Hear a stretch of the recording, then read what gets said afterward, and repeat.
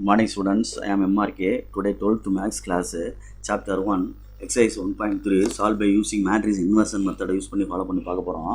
First கொஸ்டினில் third ரவுண்டில் 5 mark question only பார்த்துக்கிட்டு இருக்கோம். 3 ஈக்குவேஷன் கொடுத்துருக்கு, அதை சால்வ் பண்ண சொல்லியிருக்கு. எந்த மெத்தடை யூஸ் பண்ண சொல்லி?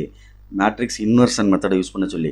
ஓகே, கிவன் இந்த மேட்ரிக்ஸ் ஈக்குவேஷனேஷன் எடுத்து எழுதி ஏனா என்ன, பினா அதாவது எக்ஸ்னா என்ன, பினா என்னன்னு எடுத்து எழுதிடு. X equal to A inverse பின்றது ஃபார்மெட்டு. ஏ இன்வர்ஸ் கண்டுபிடிக்கணும். 1 டிட்டர்மினன்ட் ஆஃப் ஏ இன்ட்டு என்னது HA. டிட்டர்மினன்ட் ஆஃப் ஏ அப்படின்றது வந்து உனக்கு வேல்யூ கண்டுபிடிக்க தெரியும். அப்போ ஏ இன்வர்ஸ் வந்து எக்ஸிஸ்ட், ஜீரோ வராதனால ஜீரோ வந்தால் ஏ இன்வர்ஸ் டஸ் நாட் எக்ஸிஸ்ட்னு எழுதணும். அடுத்து அட்ஜாயிண்ட் ஏ வந்து ஏஜ் கோஃபேக்டர் கண்டுபிடிச்சி டிரான்ஸ்போஸ் பண்ணுறது.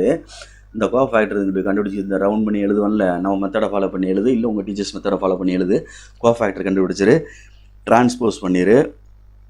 டிரான்ஸ்போஸ் பண்ணிவிட்டு மல்டிப்ளை பண்ணணும்.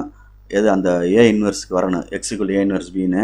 அதை மல்டிப்ளை பண்ணையில் -36 இங்கே எல்லாத்தையும் மல்டிப்ளை பண்ணிட்டேன். அப்போ இங்கே வந்து நம்ம கூட்டி கழிக்கையில் என்னென்ன பெருக்கிறோம் கழிக்கிறோம் வைக்கிறோம் அப்படின்னு பார்க்கையில் இங்கே 32 வருது, 48 வருது. இந்த இடத்துல என்ன வருது அப்படின்னு பார்த்துக்கோ. இந்த இடத்துல என்ன வருது அப்படின்னா 91 100 அப்படின்ட்டுருக்கு. 100 இது என்னது 36. 100ல் 36 போச்சுன்னா என்ன வந்துடும்? 64 வரும். 64. அப்போ 4 வந்துருமான்னு பாரு. இதுக்கு ஆன்சரு 16 நாங்கள் 64. அப்போ இங்கே என்ன இருக்குது? எக்ஸு ஒய் இசட் அப்படின்ட்டு இருக்குடா தம்பி. ஓகே ஸ்டூடெண்ட்ஸ், ஏன்னா இன்வர்ஷன் மெத்தட்லாம் ஈஸி.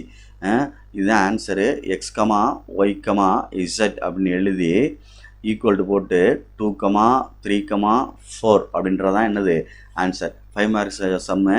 மேட்ரிக்ஸ் இன்வர்ஷன் மெத்தடை ஃபாலோ பண்ணணும்னா இந்த இடத்த நான் வச்சுக்கிட்டு செய்யணும்.